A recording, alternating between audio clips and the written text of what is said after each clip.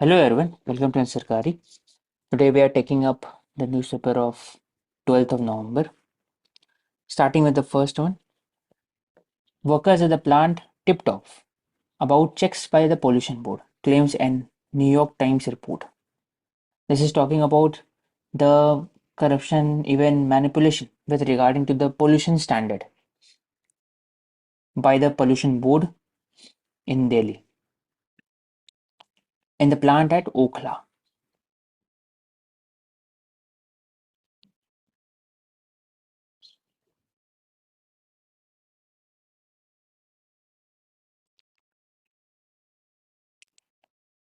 Three waste to energy plant Okhla, Narela and Gazipur were fined.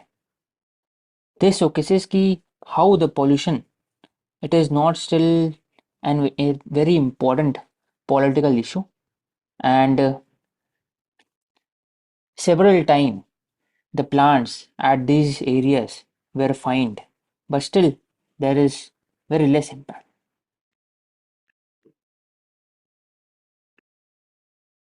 Just like India में NGT है तो वहाँ पर इन्वायरमेंट प्रोटेक्शन एजेंसी यूएस के.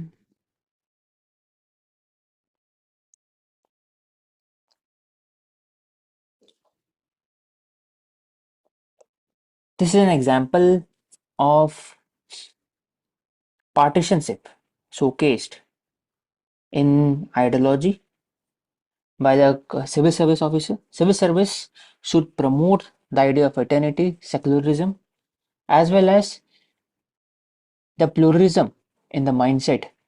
It is very important for the service. But here, the IAS officer who was creating a group, Mallu Hindu IAS group, he is, or even Mallu Muslim officer, it showcases how the deep division in society regarding religious division has entered, and it is detrimental to the whole service system. That is why he has been suspended.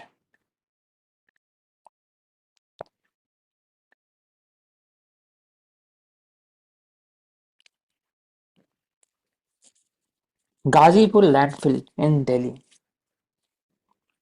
They are generally near to the residential area, creating a hazardous health and environmental problems.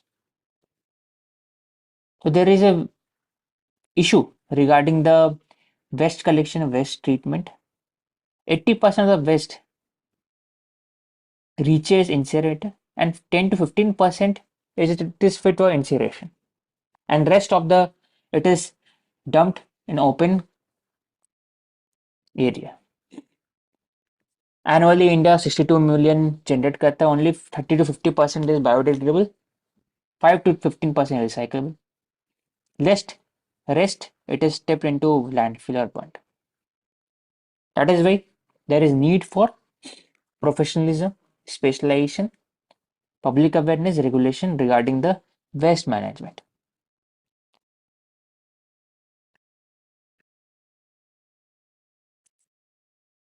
तो waste management में collecting important है, sorting important है, recycling. Waste picker, rag picker, उनका social security it is important because they are invisible, being at the bottom of the social hierarchy.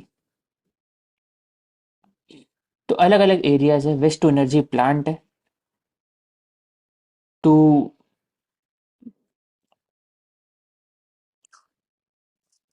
लेकिन उसमें question उठता है कि पुअर क्वालिटी वेस्ट कैसे कर सकते हैं changes. They accept poor quality waste because of the tipping cost of tipping them is hefty.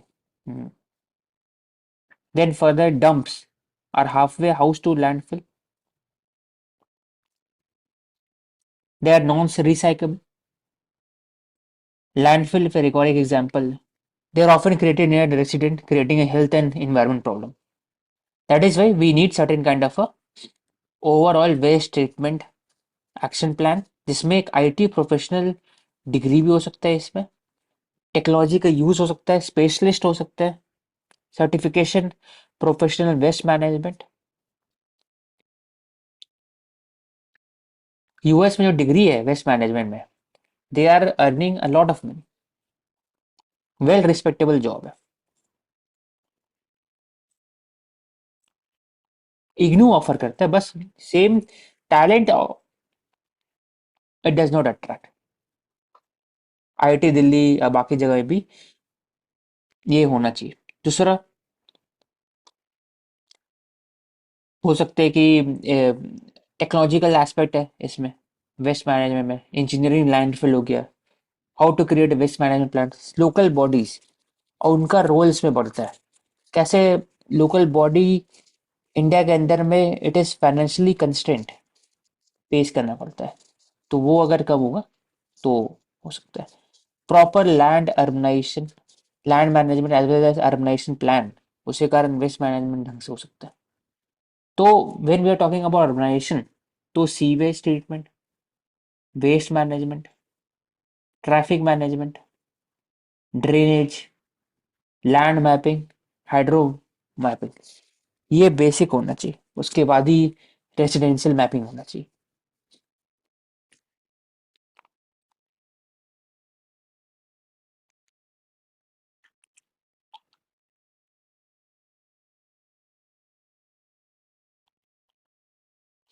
The women who lead us, the women in politics have moved beyond symbolism to drive real change. तो इसमें देखा कि when Kamala Harris became the Democratic nominee for the US president, तो सबको ये चाह रहा था कि women of color can be the first US president, female US president। लेकिन देखा गया कि जो यंग अफ्रीकन अमेरिकन है, उसमें से बहुत सारे women, white women, they are voting for Donald Trump. तो क्वेश्चन उठाया है कि क्या विमेन होकर के वो वुमेन को वोट नहीं दे रहे। तो we can say that women का जो आइडेंटिटी है, it is not solely on the base on sex, कि सिर्फ और सिर्फ विमेन कोई होगा तो उसी को वोट देंगे। इट इज बियॉन्ड दैट, तो symbolism, metaphor, it is beyond that. They are focusing much more on developmental thing beyond women centric policies. India के अंदर में अभी भी होता है लेकिन जनरली ब्रॉडन हो चुका है, क्योंकि जो बेसिक राइट्स है, इक्वल वोटिंग राइट्स है, वो मिल चुका है। सोशल एस्पेक्ट में जो लॉज है, ये भी एक तरह से बोल सकते हैं कि रिजर्वेशन से बाकी सब चीज मिलते आ रहे हैं, तो पार्टिसिपेशन बढ़ते आ रहे हैं वुमेन का, even in gram panchayat, in political party structure, सब जगह। तो वुमेन ज्यादा से ज्यादा वोकल हो रही है, तो उनका जो पॉलिटिक्स है, it is focusing much more beyond gender equality. They are moving towards other areas.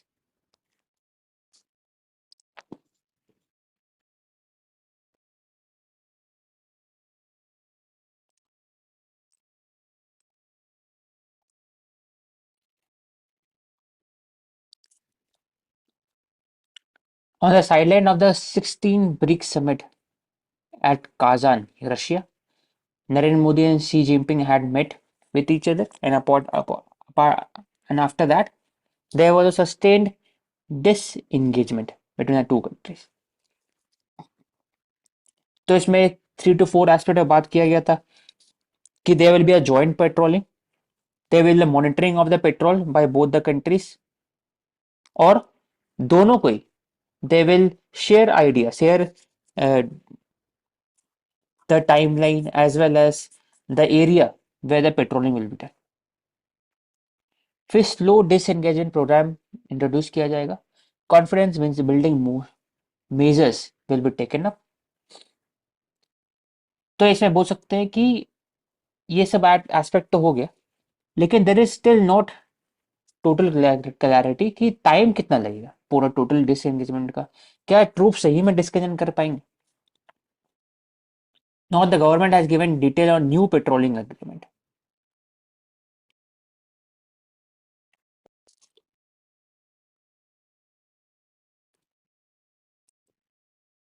दूसरा बात है कि India and both China have discussed regarding the border defense cooperation agreement 2013 regarding status quo। तो इसमें बात होता है कि क्या जो 2013 है, it was violated by the Chinese. जब वायलेट हुआ, क्या वो वापस जगह पर गए।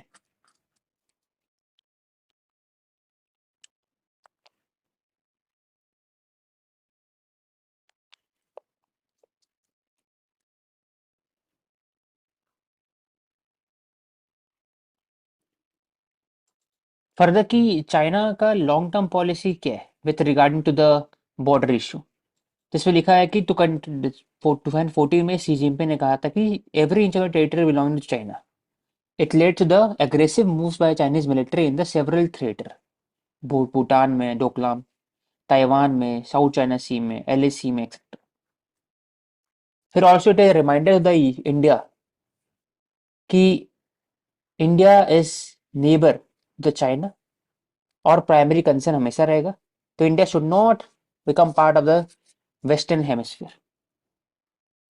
तो कुछ ना कुछ वर्नेबिलिटीज है, इसको एक्सप्लॉइट करने के लिए किया जाता है। पाकिस्तान का यूज किया जाता है, फॉर एग्जांपल सीपे का वहां पे, to change the status quo of the Jammu and Kashmir reason.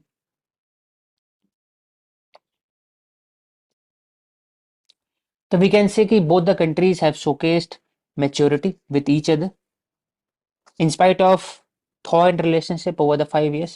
Both the countries have agreed कि ठीक है, there is no substantive agreement between both of them, but there is a chances of certain confidence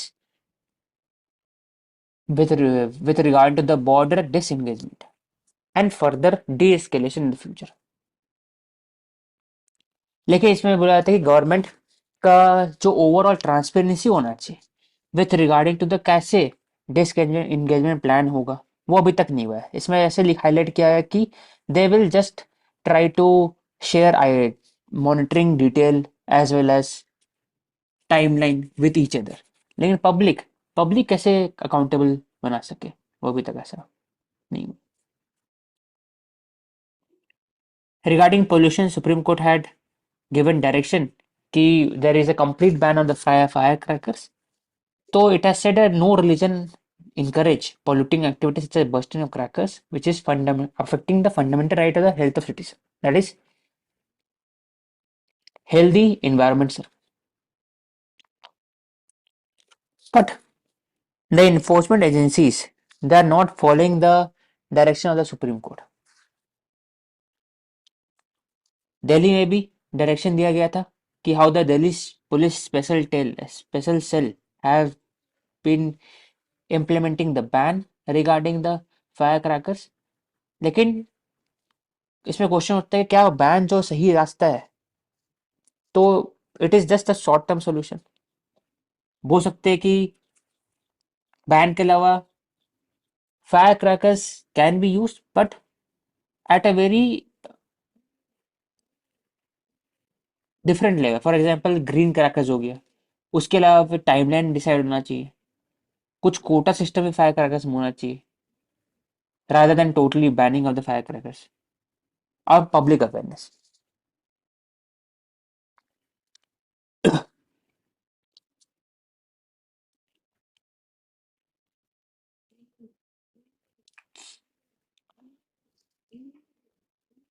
10 armed militant was killed by CRPF in Manipur class, which were claimed to be Kuki militant. This showcases how the CRPF plays an important role in maintaining law and order and insurgency, separatism.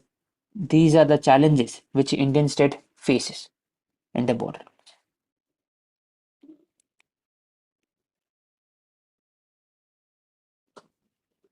Regarding the recent climate talks COP29, which will take place in Baku, it has begun in Baku, which will talk much more on climate finance.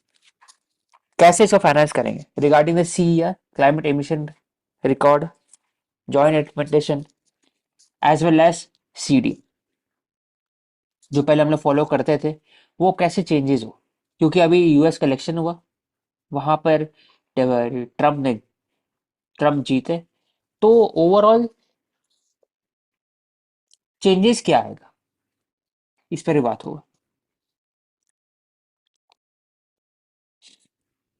Who pays, how much it is needed, how the finance fund will be used to address climate mitigation, loss and damage, etc. All these aspects will be discussed in the COP29 in Baku.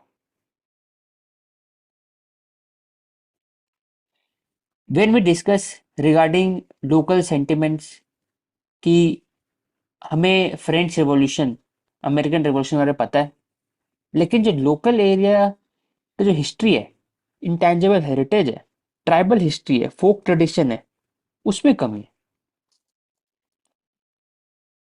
तो to make the student aware regarding the heritage, course curricular courses has been launched in Delhi government, जिसमें क्या होगा कि local history उस जगह के, similarly India के अंदर में हर एक स्टेट के अंदर में लोकल हिस्ट्री होगा, तो स्टेट हिस्ट्री पे फोकस करना चाहिए।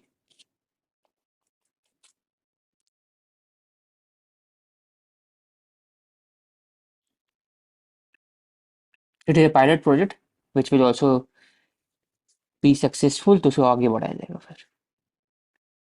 हर एक चीज, building, monuments, food, inhabitant, roads, which adds the character of the history। इसमें 3D मैप सी मैप्स हो गया, वाटर सप्लाई, सैनिटेशन, हर एक चीज ऐड की।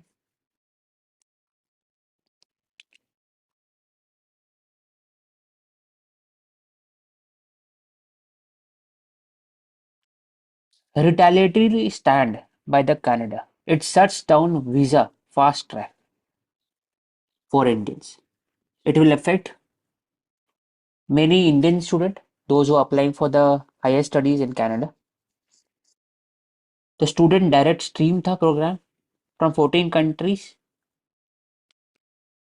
तो वहां पर फेस करना पड़ रहा है। How can Indian students apply still?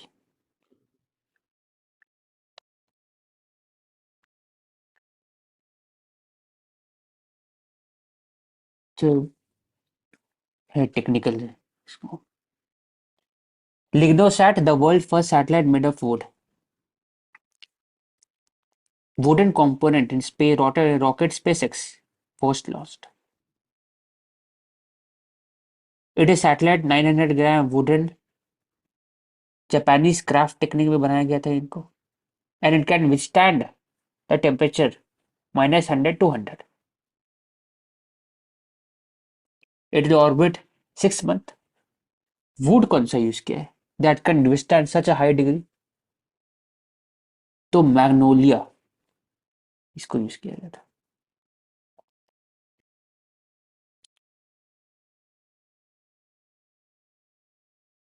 तो इसे वुड इसलिए यूज किया ताकि जो एल्यूमिनियम ऑक्साइड बाकी सब है that damages the ozone layer, that is why अगर वुड भी होगा it will only produce water vapor and carbon dioxide.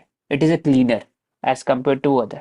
तो वुड के अंदर में कुछ चेंजेस लेके आएंगे, उससे बनाएंगे सैटेलाइट को, तो it will become more sustainable.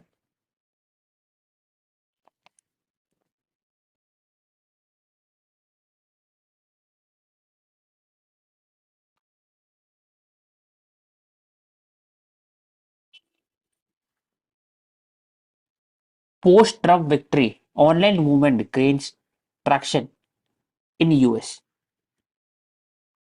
4B movement in America, which regards women square of sex with marriages, एक प्रोटेस्ट अगेंस्ट द पेट्रार्की। मानसिक एक बार ले लेना इसको।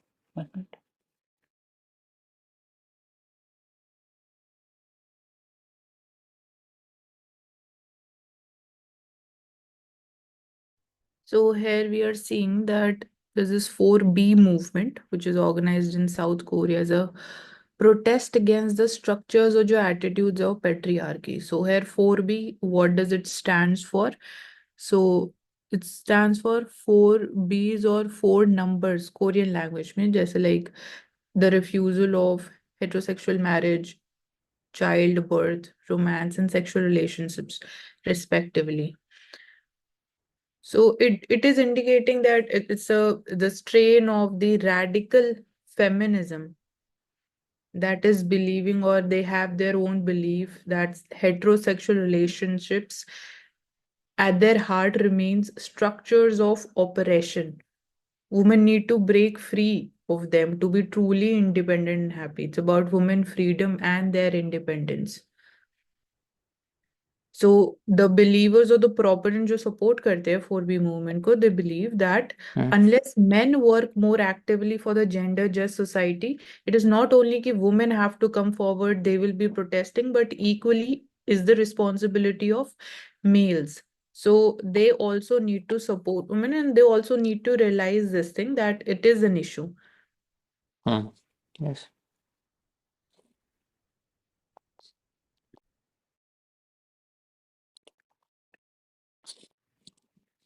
War emission on table at COP29 kicks off. तो इसमें COP29 में वी हैव डिस्कस की फाइनेंस में बात होगा, लेकिन इसमें वॉर एमिशन के बारे में बात किया है। फॉर एग्जांपल वॉर्स और उससे रिलेटेड जो एमिशन आता है, रशिया यूक्रेन वॉर हो गया या बाकी सब, गाजा के अंदर में cycle of war is undeniably increasing the global emission. Russia Ukraine war में 175 million ton CO2 equivalent emission हुआ। तो when we are discussing emission, we generally talk about कि थर्मल पावर प्लांट हो गया या फिर व्हीकल्स हो गया, उसके कारण हो रहा है, व्हीकुलर मैन्युफैक्चरिंग इंडस्ट्रीज हो गया, लेकिन वॉर को इंक्लूड नहीं करते। तो इट बिकम्स इम्पोर्टेंट कि वॉर से सिर्फ क्लाइमेट डैमेज नहीं हो रहा है, बायोडाइवर्सिटी भी डैमेज हो रहा है, शेल्स, मोटा missiles etcetera.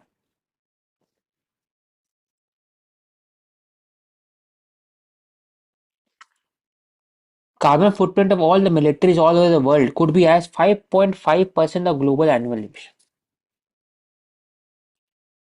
So we can use the data. Pushed by El Nino, 2024 said to become warmest year. World Meteorological Organization have said. El Nino, it is a specific condition where there is a warming of the Peruvian coast और वहाँ पर it is associated with the heavy rainfall along with lightning, thunder. It causes the flooding areas into the Peruvian coast, whereas in the Indian subcontinent region as well as in the Indian Ocean, the area becomes slightly cooler than the Pacific region. It leads to low rainfall. तो very you know.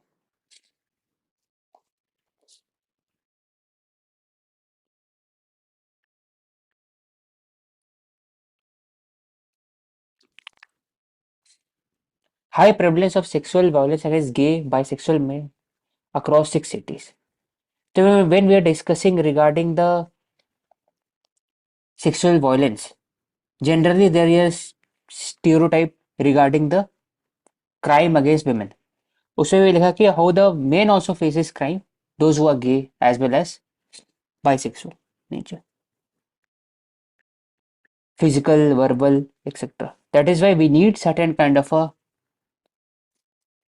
template in the legal terms when all these activities can be curbed and can be penalized in a very gender neutral term. For example, गे के लिए भी होना चाहिए, बाकी सबके लिए होना चाहिए, लेकिन ऐसा कुछ कुछ लॉज में ऐसा है नहीं, जेंडर सेंट्रिक है लॉज के अंदर।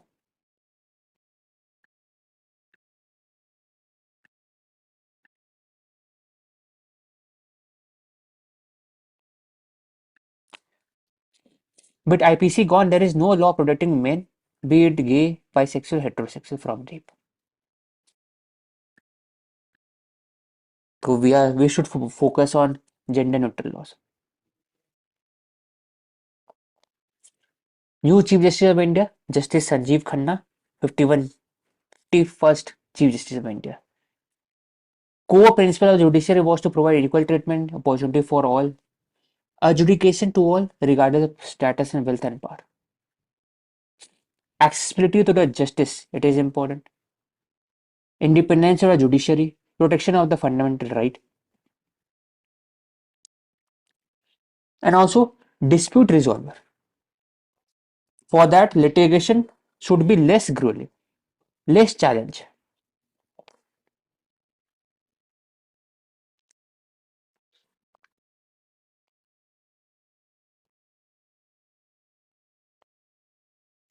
तो चीफ जस्टिस चंद्रचूड़ जी जो रिटायर हो चुके हैं, तो उनका दिया जा रहा है स्कोर कार्ड। तो पहली बात है कि उनके अंदर में मेजर जजमेंट आया है, राइट फ्रॉम राम मंदिर, 370 आधार एक्ट से लेकर इलेक्ट्रल बॉन्ड हो गया, एएमयू माइनॉरिटी स्टेटस का बात होता है, राइट टू प्रॉपर्टी का बात हुआ है। तो बहुत सारे जजमेंट है।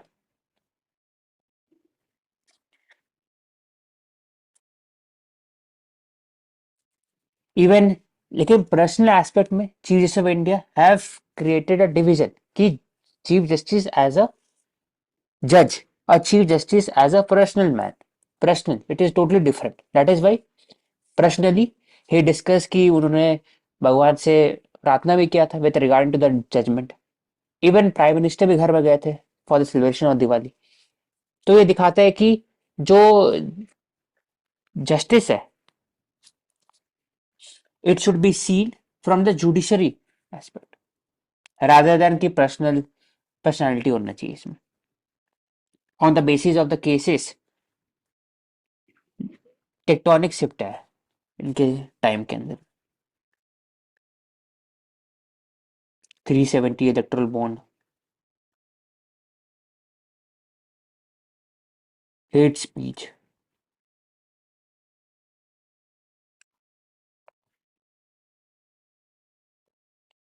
कि can AMU finally claim minority status. तो 1967 में अजीब वासा जजमेंट के अंदर में सुप्रीम कोर्ट ने बोला था कि Aligarh Muslim University can not be considered minority क्योंकि वो स्टैट्यूट से पास किया गया था। 1981 में अमेंडमेंट लाया गया, वापस से इसको डिक्लेयर किया गया। तो टू जज जो बेंच है उस समय उन्होंने बोला कि 5 जज बेंच को भेजना चाहिए। 5 जज बेंच का जो डिसीजन था 1967 में क्या वो सही था?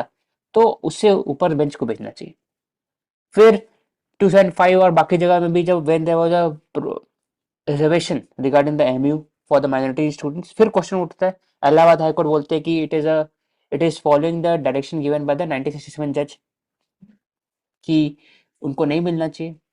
लेकिन 2019 में वापस से 7 जज बेंच बैठते हैं और अभी डिसाइड होता है कि अलीगढ़ अलीगढ़ मुस्लिम यूनिवर्सिटी जो है उनका जो माइनॉरिटी स्टेटस है उसको आप डिफाइन नहीं ऐसे नहीं कर सकते। और वो एक तरह से माइनॉरिटी इंस्टीट्यूशन के हिसाब से उन्होंने 2 टेस्ट इस्टेब्लिश किया कि कैसे एडमिनिस्ट्रेशन इस्टेब्लिश होता है और इंस्टीट्यूशन इस्टेब्लिश होता है, और क्या जो एडमिशन है it is beyond the scope of the minority और नॉट। अगर माइनॉरिटी के अंदर में एडमिशन नहीं है तो फिर वो माइनॉरिटी इंस्टीट्यूशन नहीं है। अगर है देन इट इज। तो इसमें तो जो इंडिया में जो कॉन्स्टिट्यूशन है it talks about linguistic as well as religious minority, article 30।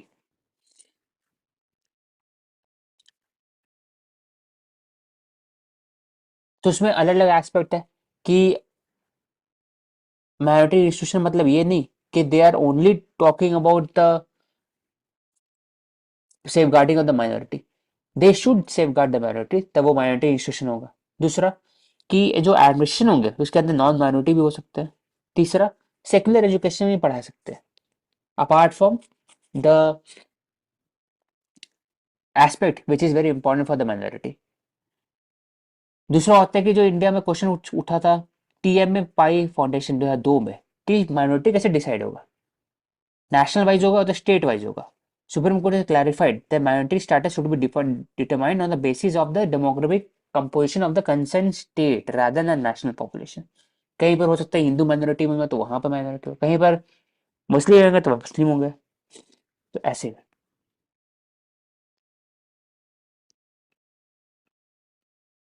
ये एक तरह से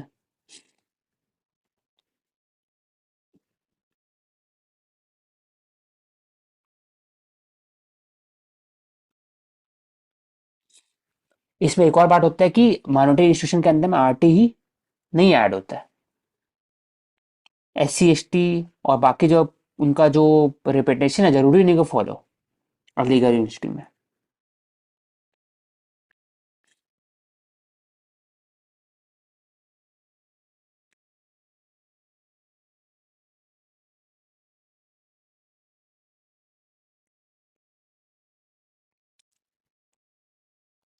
एंडिंग डिस्क्रिमिनेशन इन प्रिजन।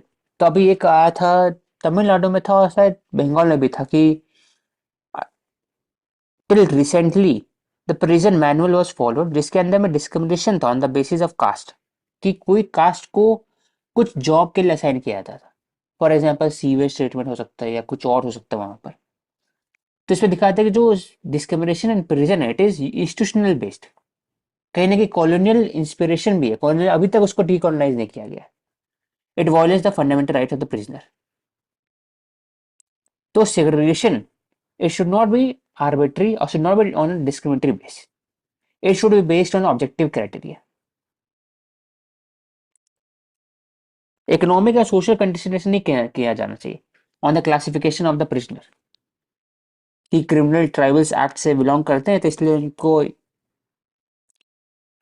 दूसरी जगह भेजा जाएगा या ऐसे प्लस प्रिजनर वेलफेयर के अंदर में ग्रीवांसेस कंडीशन आना चाहिए। अब तो most of the prisoner are under trial, तो इस पे फोकस करना चाहिए।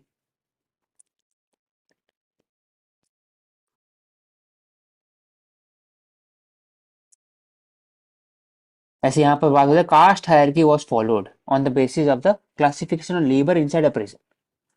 तो इसलिए मार्जिनल जो कास्ट है उसको स्वीपिंग दिया जाता था और जो हायर कास्ट है उसको कुकिंग का दिया जाता। तो ये कैसे डिसाइड होगा? तो प्रिजनल रूल और बाकी जो है उसके अंदर में मेंशन था ये, और कहीं ना कहीं प्रिजनल रूल फॉलो हो रहा है इतने साल से। That is there is a model prison code 2023 जिसमें सबको फॉलो करना चाहिए।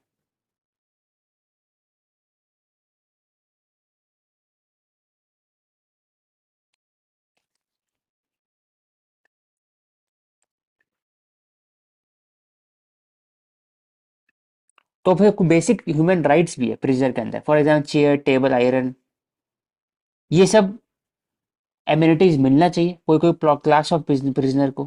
कुछ कुछ चीज रिलेटिव से मिलना चाहिए, जैसे न्यूज़पेपर हो गया, राइटिंग मटेरियल हो गया, बुक्स हो गया, ये रिलेटिव से मिलना चाहिए। तो प्रिजन का जो जो एक ओवरऑल डायरेक्शन है it should not be only for retributive but also corrective justice, कि प्रिजनर से लोग को ठीक कर सकता है रादर देन कि उसको टोटली पनिश करे इतना सारा।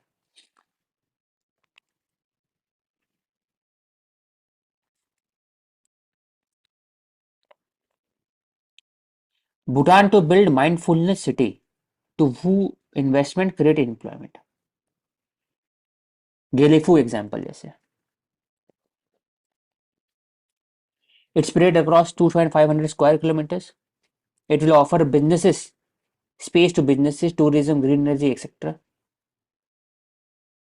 और भी इंफ्रास्ट्रक्चर कैसे फोकस कर सकते हैं? National building bond $100 billion raise करेगा, उसी कारण बनेगा।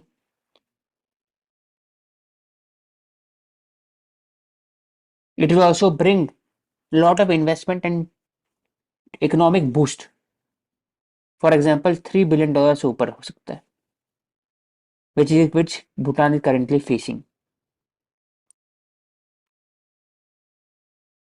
तो Buddhist spiritual heritage, wellness, well-being, eco-friendly, mindfulness, it will stress on happiness, it will be a first, it is a first carbon negative country।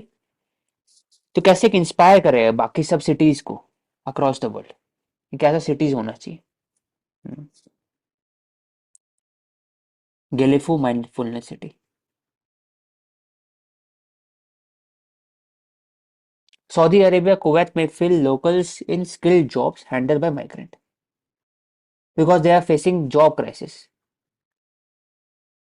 Saudi Arabia found that high skilled job may also soon get affected as local workforce undergoes upskill। तो they are facing challenges कि जो locals है वो अब basic menial job भी जो काम नहीं कर सकते और उनके पास अच्छी हाई स्किल जॉब भी नहीं है, तो कहीं ना कहीं फंस चुके हैं। That is why they are focusing on reskilling, और कुछ कुछ एरियाज को उन्होंने हटा दिया है फ्रॉम द माइग्रेंट वर्कर्स।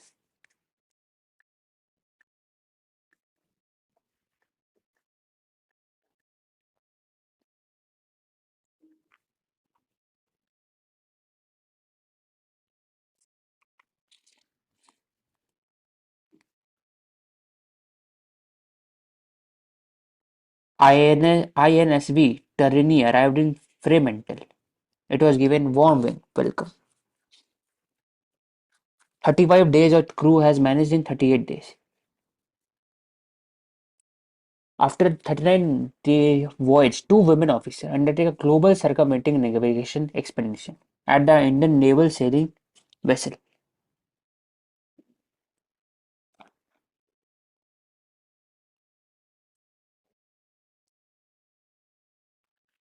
तो ये आ गया ओवरऑल इम्पोर्टेंट कॉप से रिलेटेड कि कॉप में बात होता है कि कॉप 16 जो हुआ था जिसमें Kunming Montreal global biodiversity target $700 billion चाहिए,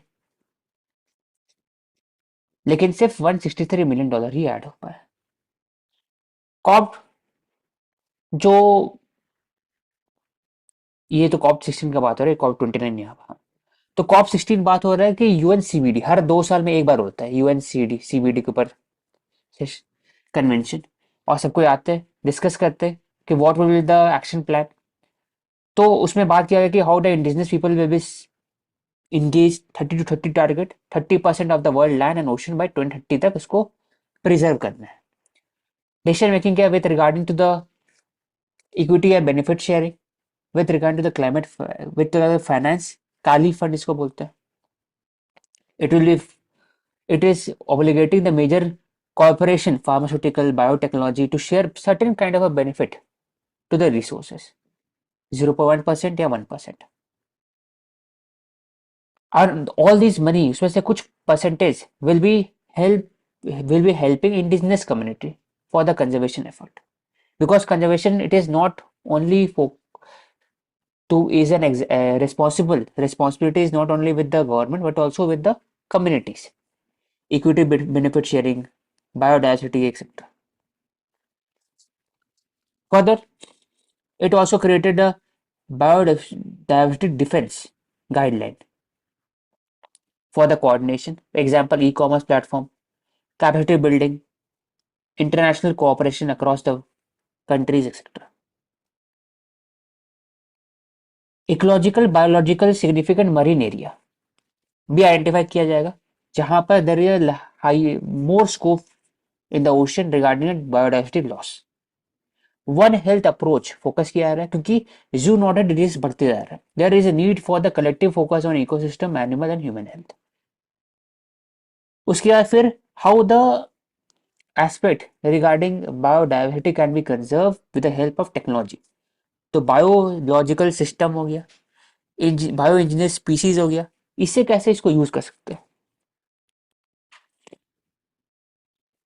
तो ये सब एग्जाम्पल जो है it is being talked about, it is the success of the COP16. Like at the same time, question regarding the finance, it is a bone of contention.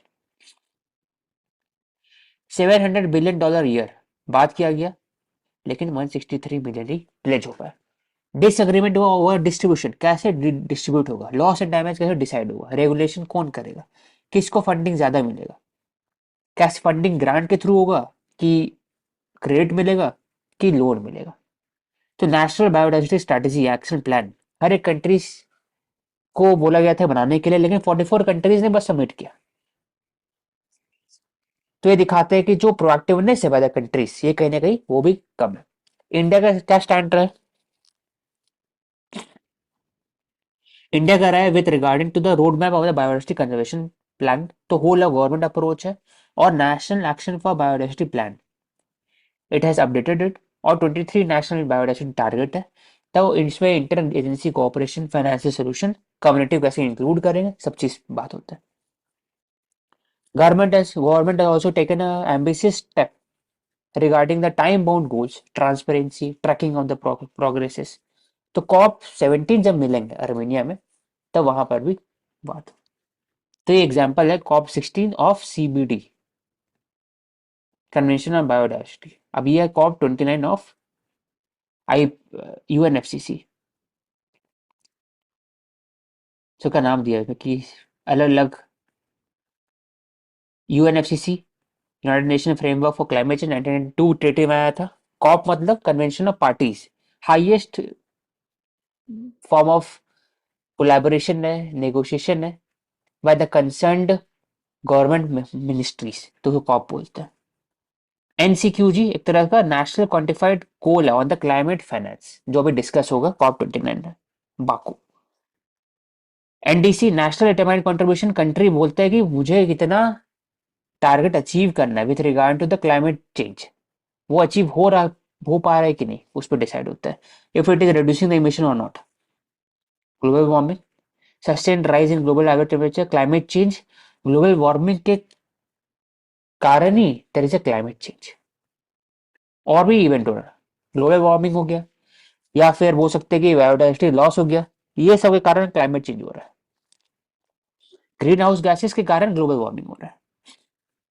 CO2 global, तो green house gas हो गया, फिर global warming potential हो गया, हर एक gas का different होता है। नेट जीरो मतलब जितना एमिट कर रहे हैं, जितना उसको सिक्वेस्ट्रेट कर रहे हैं या फिर एब्जॉर्ब कर रहे हैं, वो दोनों जीरो होना चाहिए अल्टीमेटली। तो उसको टेक्नोलॉजी यूज कर सकते, ट्री प्लांटेशन यूज कर सकते हैं। लॉस एंड डैमेज, जो vulnerable section of communities across the world, even countries, they are facing losses due to the climate change and damage due to climate change, उसको कैसे भरपाई किया जाए, तो $800 million have been placed under the loss and damage fund. Carbon offset, it is a instrument कि अगर आप carbon emission ज्यादा कर पा रहे हैं, आपका जो एनडीसी है, आपका जो टारगेट है वो 5 टन था साल भर में, लेकिन आप बस 2 टन कर पा रहे हैं, तो 3 टन आप कार्बन क्रेडिट के हिसाब से आप बाई कर सकते हैं। और जो कार्बन ऑफसेट ज्यादा कर पा रहे हैं, तो एक तरह से उनको फायदा हो जाता है, जिसको कार्बन ऑफसेटिंग बोलते हैं। आर्टिकल 6 क्या, it is on the carbon offset mechanism, shorthand for the UNFCCC to regulate the international trading in carbon credit. जब भी हम लोग बात करते हैं कार्बन ट्रेडिंग और उससे रेगुलेशन, तो आर्टिकल 6 होता है यूएनएफसीसी के अंदर में। This showcases how the transparency can be used for the carbon trading mechanism. तो ये कार्बन क्लाइमेट चेंज से related. NITI Aayog CEO comment on RCEP calls for conservation that takes account into the rapid changing global environment. तो India RCEP पे नहीं enter किया क्योंकि India है talked about कि there is a rerouting of the goods from the Asian countries. दूसरा, country of origin focus करना चाहिए। तीसरा, कि इंडिया का जो एग्रीकल्चर सेक्टर है, it is very pristine, it is very sensitive, तो इसलिए इंडिया बात करता है चाइना +1।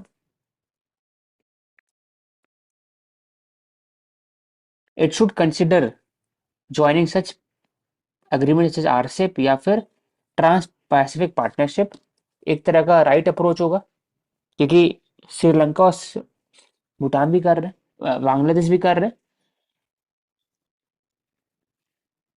लेकिन इंडिया बात करते हैं कि आरसेप है, इसमें सिर्फ और सिर्फ गुड्स का बात हो रहा है। What about services, what about data sovereignty, agriculture पे इंडिया चाहते नहीं बात करने का। कस्टम ड्यूटी कैसे डिसाइड हो, कितना लगेगा, डंपिंग के खिलाफ कैसे बात हो, तो ये सब पर इंडिया बात करता है।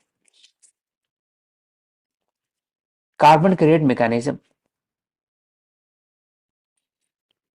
इंडिया के अंदर में क्यों हो रहा है, हम लोग बात किए विद रिगार्डिंग टू बाकू, वहां पर नेशनल क्वांटिफाइड क्लाइमेट एक्शन को, उसके अंदर में कार्बन ट्रेडिंग उससे रिलेटेड बात हो रहा है। तो इंडिया में क्या स्थिति है, इंडिया हैज अपडेटेड एनडीसी, उसमें डोमेस्टिक कार्बन मार्केट भी ऐड हुआ है एक तरह से। Energy conservation act important act हो गया, जिसके अंदर में स्टैट्यूटरी मैंडेट दिया हुआ है CCTS, carbon credit trading scheme India के अंदर में। लेकिन ऐसे बात हो रहा है कि क्रेडिबिलिटी, एफिशिएंसी, फेयरनेस से फोकस किया जाएगा। लॉन्ग टर्म कार्बन मार्केट कैसे बनेगा इंडिया में, तो हर जगह बात होता है कि चांसेस ऑफ ग्रीन वॉशिंग है, रेगुलेशन कैसे करेंगे, ऑडिटिंग कैसे करेंगे ग्रीन का कार्बन प्रोग्राम पर। हो सकता है कि ट्री प्लांटेशन सिर्फ दिखावा हो कुछ कुछ एस्पेक्ट में। वेरीफाई कैसे कर सकते हैं, authentication of the carbon credit track कैसे कर सकते हैं। तो आर्टिकल 6 जो हम लोग बात की ऊपर में कि UNFCCC which regulates the carbon credit, 6.2 के अंदर बात होता है कैसे ट्रांसफर हो सकता है mitigation outcome. With the use of carbon credit. तो इंडिया के अंदर में वी हैव तो how to prevent double counting of credit, how to integrate transparent system in emission reduction carbon credit mechanism, इस पे बात करें।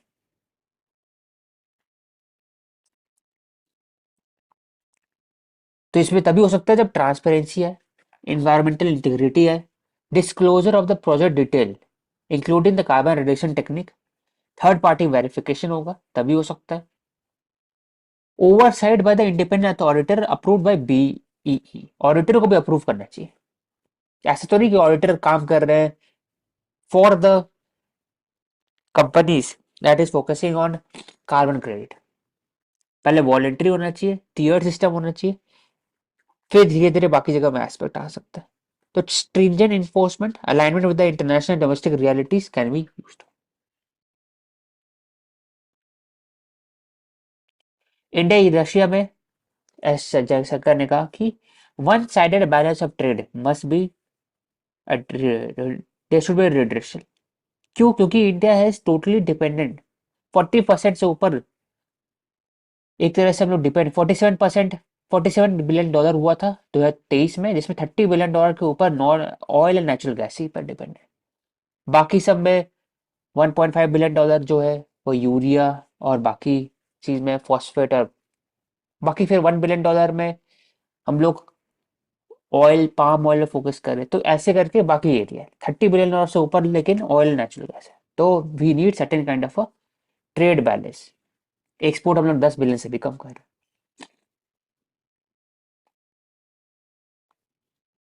Regulator makes it easier for the FPI to get FDI status। 10% cap के ऊपर कर सकता RBI. I have is the capital control FPI by allowing them to transition into the FDI. FPI to FDI transfer हो सकता है, पहले 10% था, अब लेकिन और ज्यादा ऐड कर सकते हैं एफडीआई में आ जाएगा।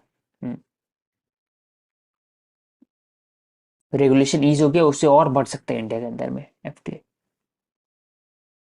Export of the solar PV have sky rocketed $2 billion, 23 times बढ़ा है अभी तक में। ये दिखाता है कैसे जो इंडिया में जो इकोनॉमिक सेल्फ रिलायंस हो गया, हर एक जो स्कीम हो गया पीएलए या बाकी सब कैसे सक्सेसफुल देख रहे।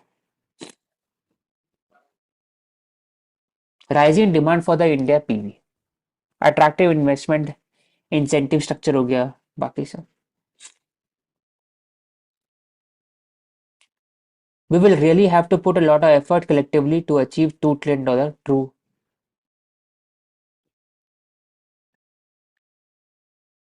एक्सपोर्ट टारगेट बात किया जा रहा है $2 ट्रिलियन। तो क्या कर सकते हैं? कुछ एरियाज है जहां पर फोकस कर सकते हैं। मैन्युफैक्चरिंग बेस पहले क्रिएट करना पड़ेगा। इंडिया में रिफाइंड ऑयल नेचुरल गैस ये तो सही है, उसके बाद फिर हम लोग सोलर पीवी के ऊपर में बात की, वन टेस्टिंग वन प्रोडक्ट का बात होता है। हैंडीक्राफ्ट में एक्सपोर्ट का बात कर सकते हैं। लग्जरी गुड हैंडीक्राफ्ट जो इंडिया फेमस था कुछ साल पहले तक, उस पर कर सकते हैं। सेमी कंडक्टर बेस बन रहा है इंडिया में, तो चिप्स वो एक्सपोर्ट हो सकता है। मोबाइल फोन है, उसके साथ साथ और भी चीज हो सकता है। स्पेस का एग्जाम्पल हो सकता है। डिफेंस एक्सपोर्ट की बात होता है, अभी Armenia one of the major client है, और भी डाइवर्स कर सकते हैं। Centre nudges ministry to set up capex to meet target. तो expenditure in the current quarter it has managed. तो centre is estimated to borrow 14 lakh crore and it will stick to borrowing plan for the remainder। Fiscal deficit 29% था, capex has fell by 15% to 14%।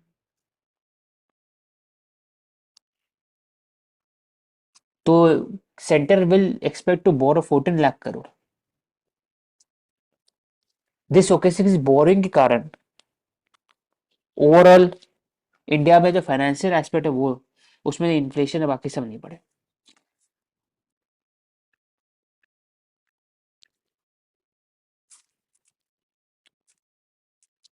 Inverted duty structure मतलब कि raw material और starting में ज्यादा duty लगता है as compare to the end product. तो automatic custom process है, it will correct the inverted duty structure, settle past custom linked issues, dispute, etc.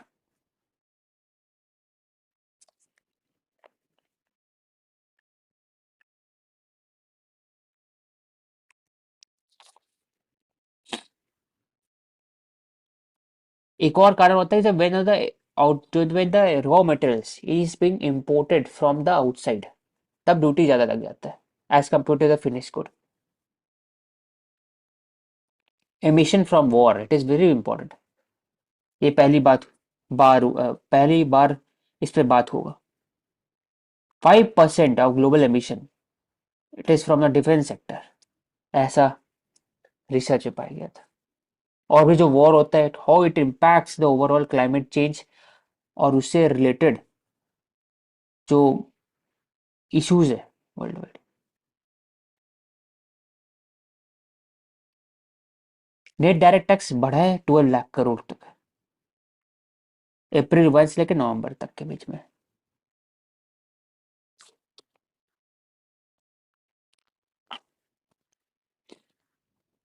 जैसे personal income tax, corporate tax, etcetera सब. 22 लाख करोड़ बोला जा रहा है कि वो कलेक्ट हो सकता है इनकम टैक्स और बाकी सब टैक्स से, direct tax. Seamless banking, BOI mobile new bank app.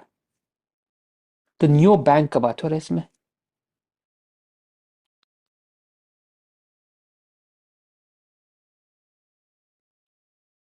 New bank जो डिजिटल ओनली बैंक है, फाइनेंशियल सर्विस प्रोवाइड करता है.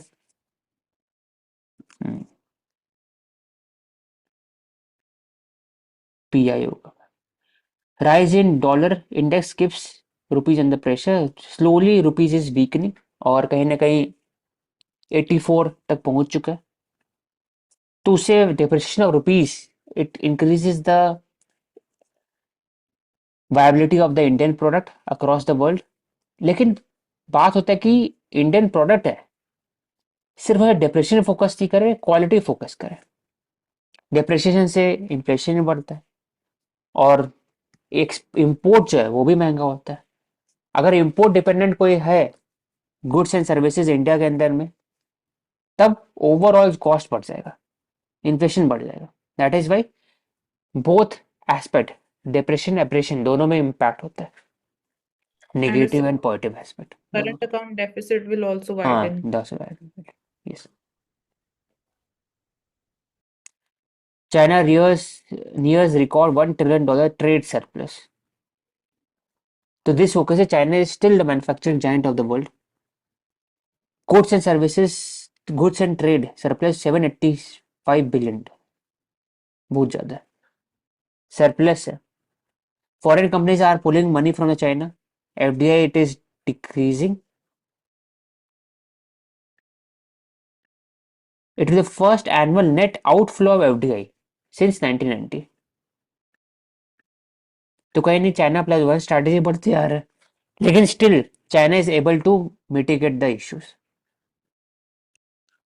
तो हम लोग को सीखना चाहिए चाइना से with regard to how to create a manufacturing base in the country.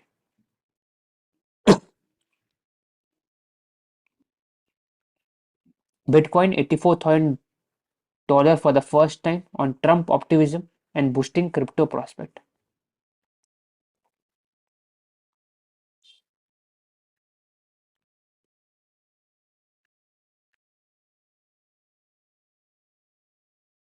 सब बढ़ा है इंडिया में. टैक्सेशन इशू किया 25% टैक्स प्लस 1% एडीएस.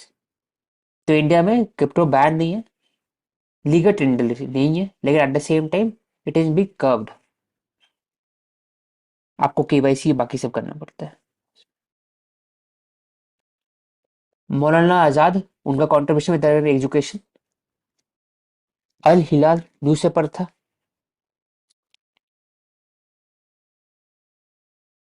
और दूसरा, हाँ, अल हिलाल न्यूज़पेपर था. और दूसरा कि उनका बहुत इंपॉर्टेंट रोल था with regard to the secularism principle, pluralism, fraternity. Education system के अंदर में कैसे सिंक्रेटिज्म और डाइवर्सिटी को प्रमोट किया जाए एज ए एजुकेशन मिनिस्टर, वो सपोर्ट कांग्रेस को किए थे. वो इंडिया को नॉन लाइन मूवमेंट को सपोर्ट किए थे with regard to the west Asia approach, decolonisation को सपोर्ट किए थे।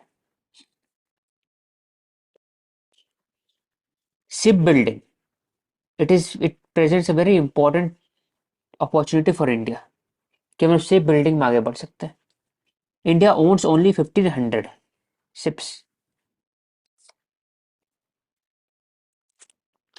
तो दिखा जाता है 1.2% है वर्ल्ड वाइड, ये इंपॉर्टेंट डेटा। 17% ग्रीस के पास है, 12% चाइना है, 10% जापान है, लेकिन इंडिया पर 1.2%। ये दिखाता है कि और बढ़ना चाहिए। इंडिया के पास सी फेयर बहुत ज्यादा है। China dominate the ship building industry, 46% है शिप बिल्डिंग में। Owning a ship different, ship building different. South Korea 30%, Japan 17%, ये मिलाकर 93% है भाई साहब। 95% of the cargo is transported through the foreign ships।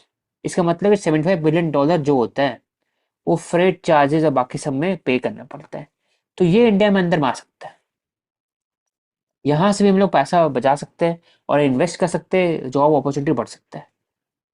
Long term finance चाहिए उसके लिए, national bank for financing infrastructure development, national investment infrastructure fund not available है, चाहिए। रंगा राजन ने बात किया था, कमीशन ने बात किया था regarding the ships in infrastructure. अगर इंफ्रास्ट्रक्चर करने शिप्स भी आ जाएगा तो हो सकता है इन्वेट और बाकी सभी इसमें डाल सकते हैं पैसा। फिर ships cannot be mortgaged as they are not classified as an asset that can be auctioned। हम्म, ये अच्छा दिया है। इसका मतलब इसको मॉर्गेज ऐसा यूज कर सकते हैं, शिप को ऐसा करना चाहिए ताकि बैंक्स इसको यू रख सके एज ए मॉर्गेज और शिप इंडस्ट्री बढ़ सके। Ship building power house India already था पहले, लेकिन स्लोली कम होते गया। इंडिया जो सी फेयर सप्लाइंग नेशन है 10 to 12%, बहुत ज्यादा है। मतलब कि जो कैप्टन हो गए, क्रू मेंबर हो गए, वो इंडियन बिलोंग करते हैं मोस्टली। तो क्या होना चाहिए, पहला, इंफ्रास्ट्रक्चर के अंडर में शिप बिल्डिंग का एक रूल करना चाहिए। दूसरा कि हम लोग फाइनेंस का बात करते हैं। तीसरा, creation of the Indian protection, Indian owned companies और सरफेसी एक्ट के अंदर में regarding exclusion of the vehicles as a mortgage, इसको हटाना चाहिए, तभी जाकर शिप बिल्डिंग हो सकता है। A specific location for example Gujarat coast हो गया, कुछ कुछ जगह पर ऑलरेडी एक्सपर्टीज अवेलेबल है, तो स्किलिंग होना चाहिए, कोर्सेज आना चाहिए इसके अंदर में, तभी आ सकता है। We have discussed tackling the case pendency is a top priority for the new CJ। 40,000 cases जो है सुप्रीम कोर्ट के अंदर में, कुछ लाख केसेस, 50 लाख केस से ऊपर है जो हाई कोर्ट के अंदर में, करोड़ केसेस है, 4 करोड़ से ऊपर।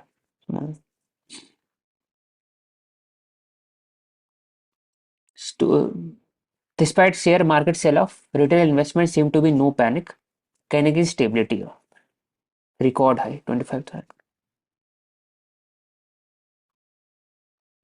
FDI in India has lost momentum, net FDI inflow second lowest है अभी।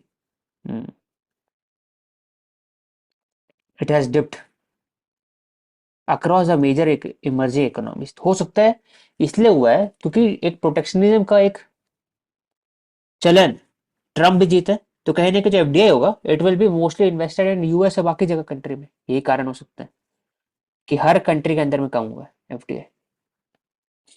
और दूसरा हो सकता है कि इंडिया के जो लोग हैं they are also becoming the major player, और अफ्रीका के अंदर अभी इन्वेस्ट कर रहे हैं बाकी जगह में, तो आउटवर्ड फ्लो हो सकता है इन्वेस्टमेंट आगे। हाँ, बढ़ा है आउटवर्ड फ्लो। इंडिया में सिंगापुर है टॉप डेस्टिनेशन, बाकी जगह इंडिया और कॉन्ग्लोमेरेट हो गया। For example $50 million Aditya Birla group ने बोला कि टेक्सास में स्टैब्लिश करेंगे, इन्फोसिस ने बोला जर्मनी में स्टैब्लिश करेंगे R&D। तो दिख रहा है कि Indian manufacturing, computer service, finance service, they are also promoting investment across the world. तो $8.6 billion totally FDI outflow to deal with the protein deficiency centre want state to feed more moong dal to the hospital patient, बाकी जगह।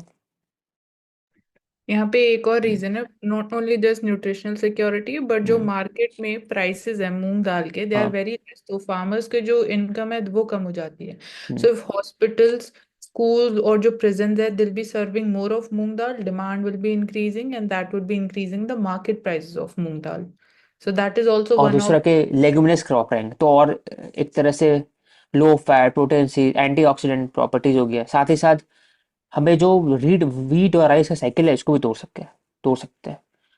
High nutrition meals हो सकता है। Farmers will diversify more and more crop, that is why, है ना।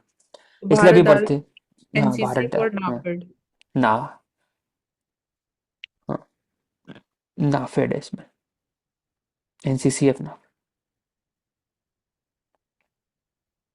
Seamless procurement हो गया, SFAC का रोल आएगा,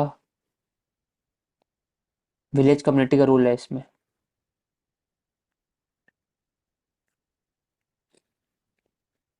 India crypto industry expects bitcoin surge to boost local base. Digital currency pro crypto policy, bitcoin $1 lakh के ऊपर भी जा सकता है।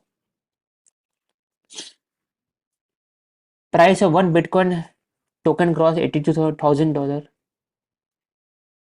क्योंकि अभी क्रिप्टो करेंसी है उनका जो एक मोमेंटम है वो बढ़ते जा रहा है। ऑल्सो आरबीआई सपोर्ट नहीं करता है क्रिप्टो करेंसी को। Secondly, we do not have any government policy as of now हाँ, टू और रेगुलेट हैक भी हो चुका था वजीर एक्स का। वजीर तो एक्स। एक क्वेश्चन उठता है कि जो वॉलेट है क्या वो सिक्योर है? आज भी पॉलिसी भी नहीं था एक तरह से क्रिप्टो से।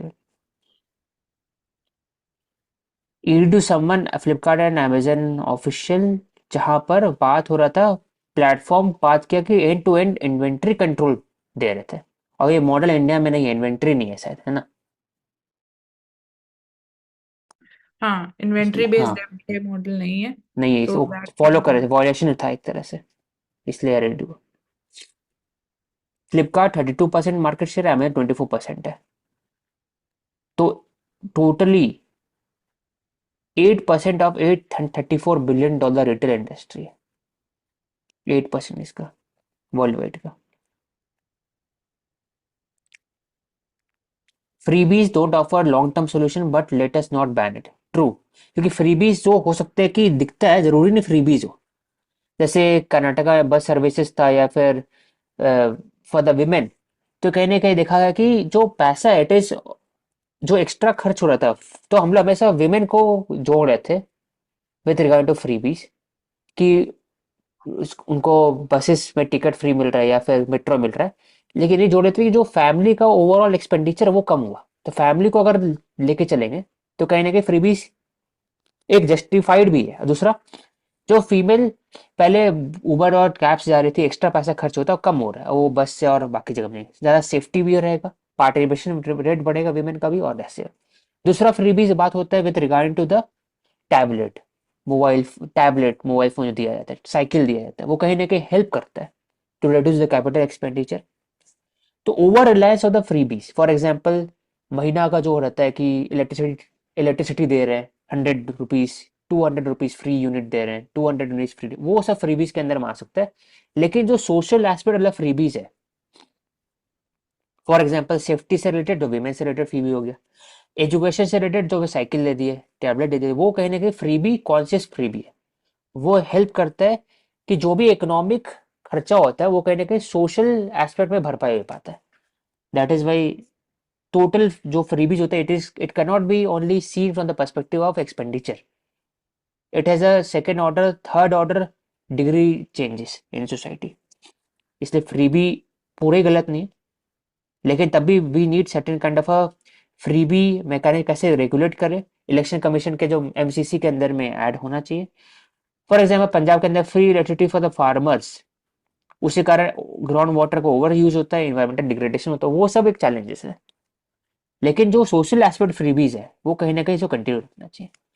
तो regulation of the use of freebies, ये सब पर बात कर सकते ऑल्सो इंटरनेशनल हैं। एग्जाम्पल भी एक दे रखा है, लाइक ग्रीस में ग्रीस इट का, हाँ। फेस्ड फाइनेंशियल क्राइसिस बिकॉज हाँ, of just excessive welfare spending, which was not backed by adequate revenue. So maintenance of welfare and fiscal discipline दोनों important aspect है. हाँ, थैंक यू Like अरविंद. हाँ, झारखंड बोल. में there was one case study कि cycles distribute की गई थी, तो उसकी वजह से गर्ल्स का जो एनरोलमेंट रेशियो है in school that has increased. तो सोशल कॉन्सिक्वेंसेस है, इसलिए जरूरी नहीं कि फ्रीबीज गलत ही हो. Right. Thank you everyone. We will take up next set of important articles for discussion. Do subscribe to us.